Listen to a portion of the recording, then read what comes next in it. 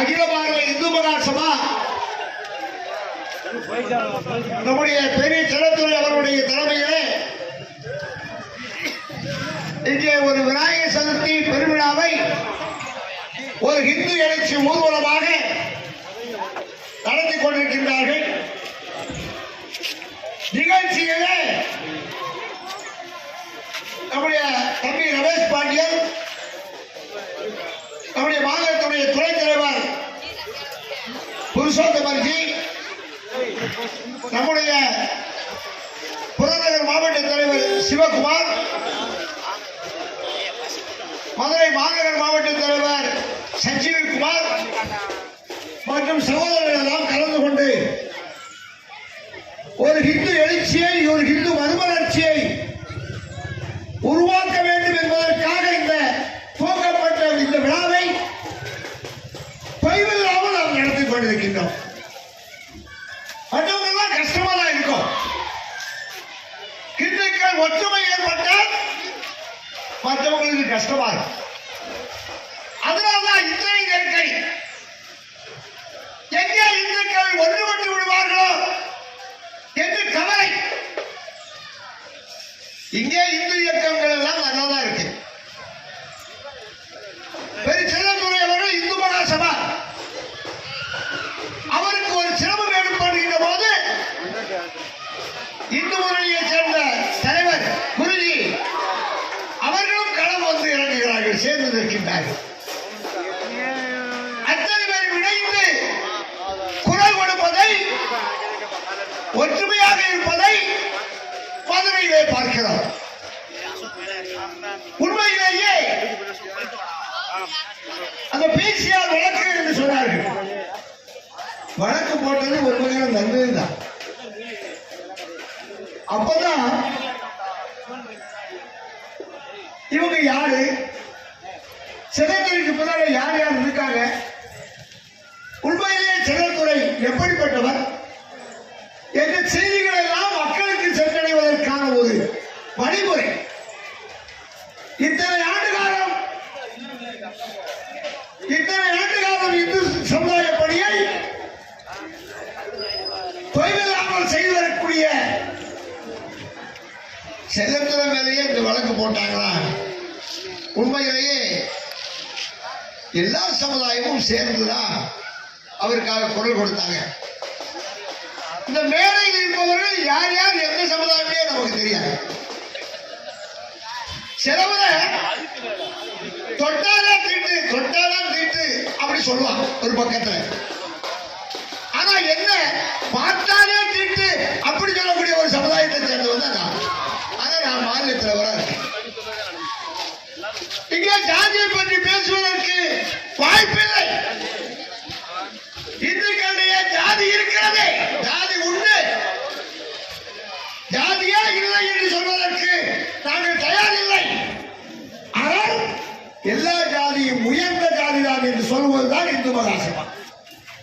எல்லா ஜாதியும் உயர்ந்தது. அனைவரும் இந்துக்கள்.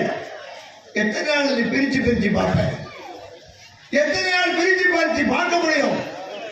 அந்த சூழ்நிலை மாற்றத்தை உருவாக்குவதுதான் இந்த விநாயகர் சதுர்த்தி. அதற்காகத்தான் பாலகங்காதர திலகர் ஆரம்பித்தார். சொன்னாங்க, போலீஸ் சொன்னாரு, நீங்க நாக்பூர்ல போய் நடத்திடுங்க. நாக்பூர்ல மட்டுமில்லை, உலகம் முழுக்க நாங்க நடத்திட்டு இருக்கோம்.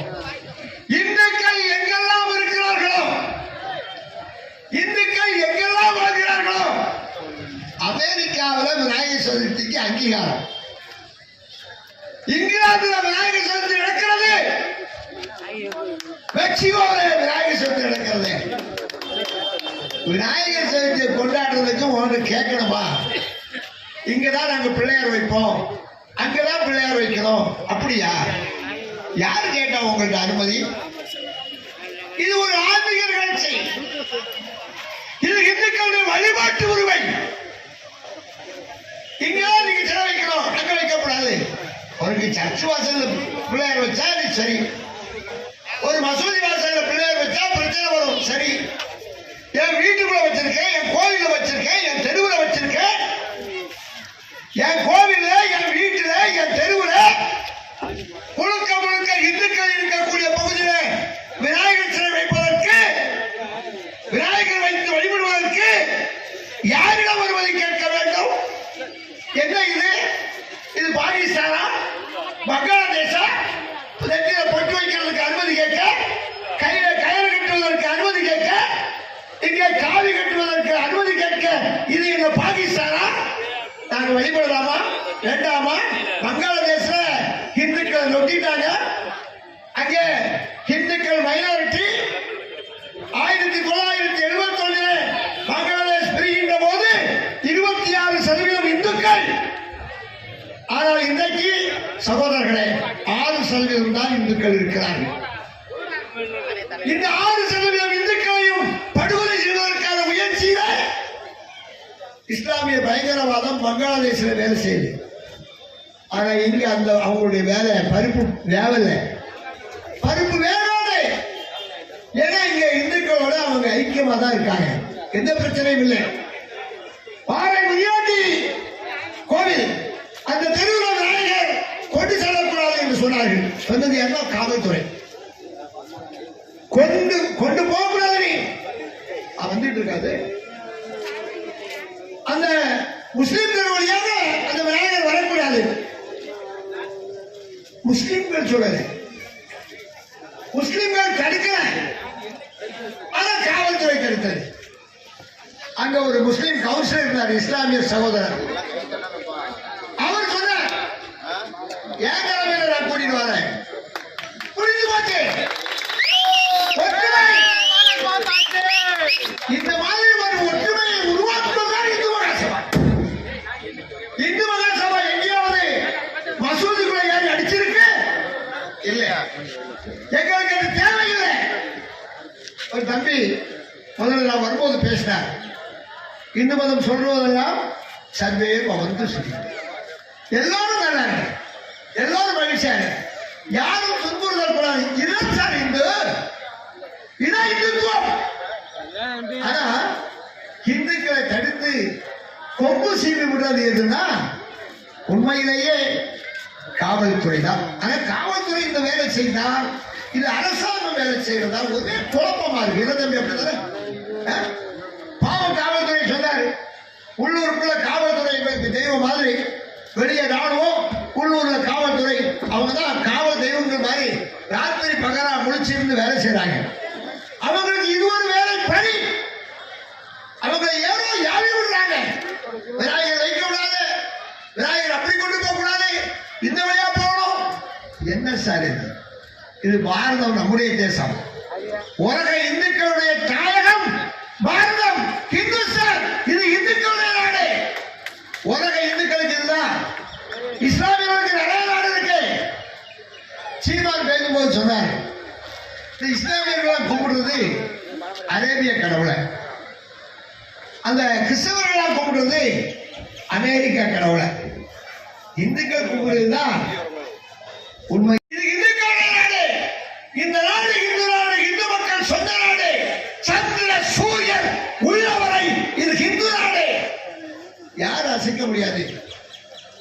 அப்படிப்பட்ட ஒரு இந்து நாட்டில் பிள்ளையார் வைக்கிறதுக்கு, பிள்ளையார் வைத்து வழிபடுவதற்கு அனுமதி போய் கேட்ட. இவ்வளவு டார்ச்சர் இருந்ததுக்கு அதான் தம்பி கேட்ட. அங்க கூம்பு வடிவ ஒலிபெருக்கி வைத்து வாக்கு ஓதலாம். நம்ம ஹைகோர்ட் தீர்ப்பு, சுப்ரீம் கோர்ட் தீர்ப்பு, கூம்பு வடிவ ஒலிபெருக்க வைக்கக்கூடாது. இங்க ஒரு வண்டியில பாக்ஸ் இருக்கிற மாதிரி தெரியல, ஆப்பாக்கி போட்டிருக்கீங்களா? 1-2 தான் தெரியுது. ஆனா கூம்பு வடிவ ஒலிபெருக்கை வைக்கக்கூடாது என்பது கவர்மெண்ட் ஜியோ. நடைமுறைப்படுத்துவோமா? படுத்த முடியுமா? படுத்துறதை பற்றி காவல்துறை எங்கேயாவது உத்தேசம் பண்ணிருக்கீங்க?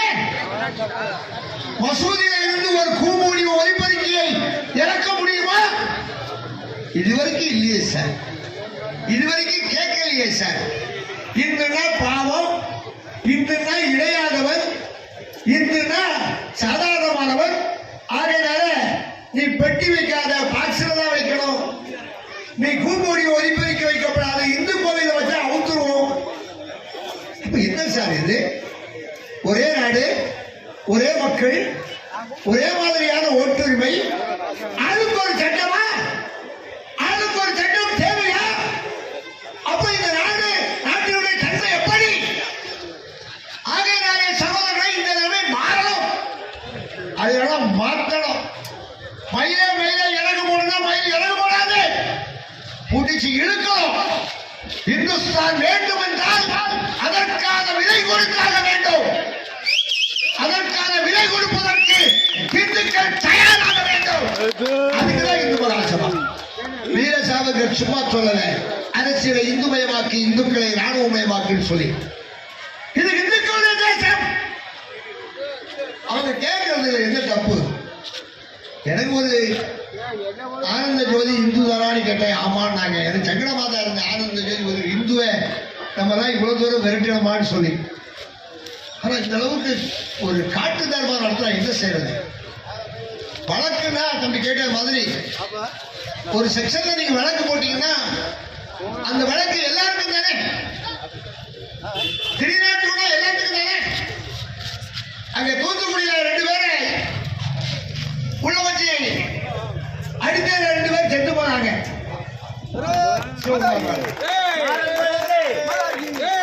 எனக்கு தெரிஞ்ச நல்ல இன்ஸ்பெக்டர் ஸ்ரீதர் பாவம் எங்க ஊர்ல தான் பணியாற்றினார். அவருக்கு அதுக்கு சம்மந்தமே கிடையாது. இருந்தாலும் அந்த ஸ்டேஷன்ல இருந்தார், மாட்டிக்கிட்டார், உள்ளதா இருக்க. தப்ப முடியாது. கேரளாவில் ஒரு டிஎஸ்பி புகார் கொடுக்காதவங்க டிஎஸ்பி உட்பட ஒரு 4-5 பேர் சேர்ந்து பாலியல் பலாத்காரம் பண்ணிட்டாங்க. 4-5 பேர் சஸ்பெண்ட். அவங்க மேல கேஸ், அத்தனை பேரும் உள்ள. வழக்குனா இதானே, எல்லாத்துக்கும் ஒரே சட்டம் தானே. காவல்துறை தப்பு செய்தால் அக்சஸ்மெண்ட் கிடையாது, அவங்களுக்கு அதே சட்டம் தான். அவங்க சாமானியமானவர்கள். சட்டையில அந்த முத்திரை ஸ்டார் இருக்கிற வரைக்கும் தான் அவங்க உண்மையிலேயே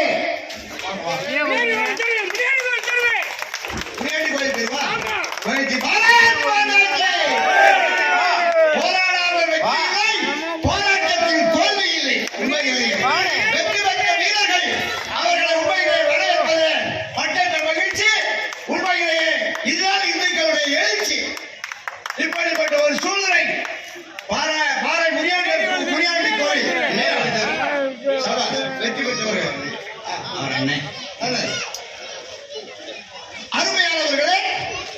போராடுங்களே, வெற்றி கிடைக்கும். போராட்டம் தான் வெற்றி. நான் சொல்வதெல்லாம் நீங்க மாத்துறீங்க. ஆனந்த ஜோதியை இடமாற்றம் பண்ணீங்க, சந்தோஷம். ஆனா மீண்டும் வந்து போட்டீங்களே, எவ்வளவு பெரிய சங்கடம். இனி அடுத்த ஒரு கேஸ் அவருக்கு மேல சாட்சிகளை மிரட்டினார். அதுக்கு அடுத்த ஒரு கேஸ். அது என்ன செக்ஷன் ராஜகோபால் என்ன தெரியலையா? அது என்ன போடப்போ சாட்சிகளை மிரட்டினாருங்கிறது என்ன போடப்போ? அதுக்கான ஆதாரம் இருக்கு.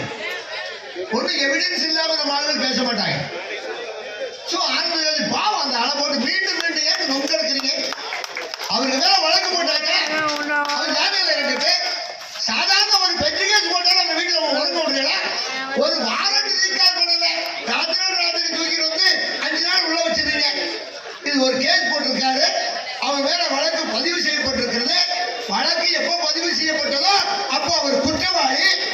ஒரு குற்றவாளிய அவர் எஸ்ஐ இருந்தாங்க, எஸ்பி இருந்தாங்க. குற்றவாளி மேல வழக்கு போட்டாச்சு, அவர் குற்றவாளி தானே. அவரை கைது செய்யணும், இல்லை அவர் வழக்கிலிருந்து விடுவிக்கணும். அதற்கான முயற்சியில் ஈடுபடணும். எங்களுடைய கோரிக்கை எல்லாம் ஒன்றுதான், ஆனந்த ஜோதி மேல நடவடிக்கை எடுக்கணும். என் பேர் மட்டும் போட்டு டிரான்ஸ்பர் கொடுத்தா போதாது, நாங்க விட மாட்டோம். சும்மா உட்கார்ந்து இந்த தெருவில் நின்று பேசிட்டு அப்படி போகக்கூடிய ஆள் நம்ம இல்லை. அதுக்கு வேற இயக்கங்கள் இருக்கு. இதுக்கு சரியான ஆப்பு வச்சிருவோம். ஆகையாலே சகோதரர்களே, இங்க இருக்கக்கூடிய உளவுத்துறை அதிகாரிகளை நீங்க கொஞ்சம் யோசனை பண்ணுங்க. எது நியாயமோ அதை செய்யுங்க. நியாயத்தை மீறி செய்ய சொல்லல. ஆகையினாலே காவல்துறை கொஞ்சம், ஏன்னா காவல்துறையினா ஒருத்தரும் இருக்க முடியாது. இந்த ஊர்வலம் விநாயகர் சதுர்த்தி ஊர்வலம் இந்து மகாசபா நடக்குது. இந்து மகாசபா இந்த ஊர்வலத்தை சிறப்பா நடத்தும். இந்து மகாசபாவுக்கு நடத்தி அனுபவங்கள் உண்டு. நீங்க சொன்னா யாரும் கேட்க மாட்டாங்க, நாங்க சொன்னா கேட்பாங்க. ஏன்னா நாங்க எல்லாம் இந்துக்கள். உங்களை பார்த்தா காவல்துறை இவ்வளவு தப்பு செய்தா காவல்துறைக்கு மேல யாருக்கு நல்ல அபிப்பிராயம் வரும்? காவல்துறை இப்படி வீடு வீடா போய் விநாயகரை விரட்டினீங்கன்னா, விநாயகர் வச்சவரை துரத்துனீங்கன்னா, விநாயகரை தூக்கி மாத்துவீங்கன்னா, விநாயகரை தூக்கி அந்த இடத்துல வைன்னு சொன்னா எப்படி உங்க மேல அன்பு வரும்? காவல்துறை நண்பர்கள் சொன்னா அதுக்கு தகுந்தவரை நடக்க வேண்டாமா? நீங்க அந்த இடத்துல வைக்கணும் இந்த இடத்துல வைக்கணும்னு சொன்னா எங்களுக்கு ஒரே ஒரு வழிதான். நீங்க அதை பார்த்து சொல்லுவீங்க, நாங்க கரைக்கக்கூடிய தேதியே மாத்திரும். இந்த தேதியில கரைக்க மாட்டோம். அப்ப எந்த தேதி அது நாங்க சொல்லுவோம். அப்ப தமிழ்நாடு முழுவதும் எப்படிப்பட்ட சூழ்நிலை உருவாக்கும் சகோதரர்களே சிந்தனை செய்து பாருங்க. ஆகையால் இந்து மகாசபா சொல்கிறது, இது எங்களுடைய ஊர்வலம், நாங்க நடத்துவோம், நீங்கள் முறையான பாதுகாப்பு கொடுத்தா போதும். ஊர்வலத்தை நீங்கள் வழிநடத்த வேண்டாம். நாங்களே யாரும் அச்சுறுத்த மாட்டோம், நீங்களும் யாரும் அச்சுறுத்தாதுங்க. வேற எங்கிருந்தாவது பிரச்சனை வந்தா அதுக்கு பரிகாரம் சொல்லுங்க. எந்த பிரச்சனையும் வராது. நல்லவர்கள் தான் இருக்காங்க. நல்லவருடைய லட்சியம் வெல்வது நிச்சயம். ஆகையினாலே இந்து மகாசபாவுடைய இந்த விநாயகர் ஊர்வலம் சிறப்பாக நடத்த வேண்டும். அப்படிப்பட்ட ஒரு சூழ்நிலையை நீங்கள் எங்களை உருவாக்கி தர வேண்டும். இந்து மகாசபா தேச துரோக கூட்டம் அல்ல, தேசத்திற்கான கூட்டம், தேசபக்தியை உருவாக்குவதற்கான கூட்டம். அப்படிப்பட்ட கூட்டத்தை நீங்கள் மரியாதையோடு பார்க்க வேண்டும், அனுசரணையோடு நடத்த வேண்டும். தேசபக்தியை மதிப்போம், தேசத்தை பாதுகாப்போம், விநாயகருடைய திருவிழாவிலே வெற்றி காண்போம் என்று சொல்லி உங்கள் அத்திரவரையில் வாழ்த்தி விடைபெறுவதிலே மற்ற மகிழ்ச்சி.